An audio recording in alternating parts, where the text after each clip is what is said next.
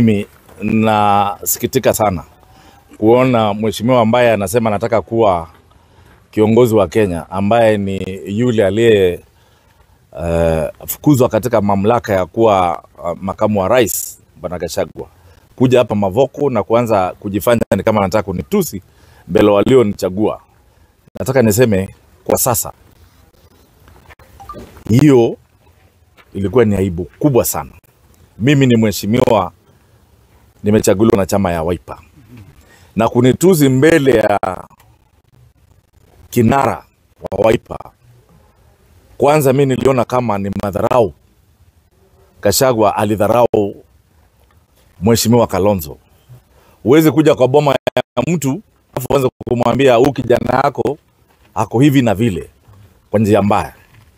Kwa hivyo hata kuniongelea mbaya mbele ya kinara ya Wiper ambaye ni kiongozi wangu, hiyo ilionyesha kwamba yeye hata haheshimu hiyo chama, haheshimu huyo kinara, na hata haheshimu mbunge. Kuwa heti Gachagua amenishikia ama amenikasirikia juu mimi nilipiga kura ya aende nyumbani. Yeye mwenyewe anaelewa ni kwa nini nilifanya hivyo, na anajua kutokana na ule ubomoaji ulikuwa Mavoko.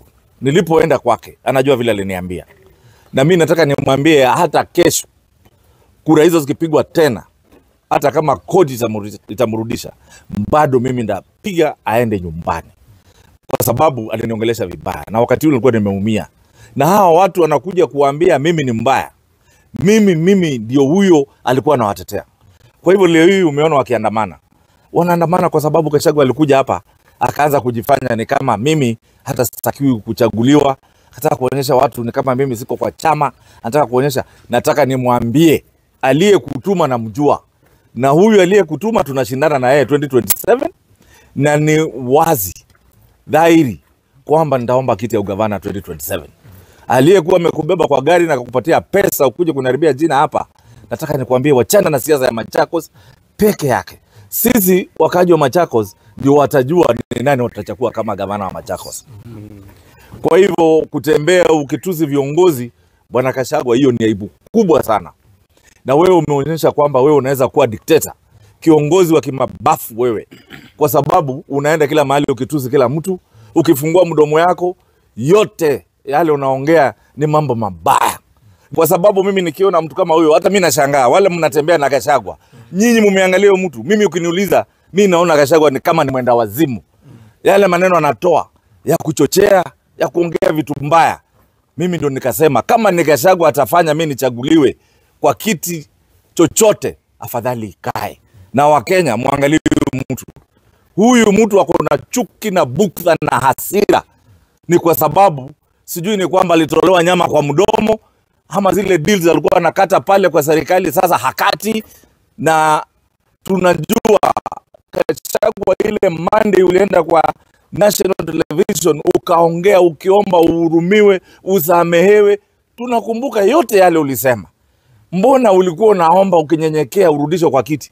Sasa ulipotoka umejawa na matusi, unatusi watu mpaka unatusi Makao ambaye hata yuko Central. Hapa mimi niko Mavoko, na ujue Mavoko sio mahali tu ya anybody. This is a cosmopolitan ambayo imejaa kila mtu. Na unapoleta watu ni kama unataka watu wa uchochezi, ni kama kuambia watu sasa waanze kufukuzwa ama waanze kupigana. Mimi nataka nikwambie Bwana Gachagua, weka macho yako kwa ile sababu ulisema unataka. Wewe tunajua sababu yako, ukifungua mdomo unajua vile unasema. Wachana na Makao, wachana na Mavoko, wachana na siasa za Machakos, wachana na siasa za Kenya juu sasa tumeona ukweli hauelewi na una mwelekeo. Ila tu matusi.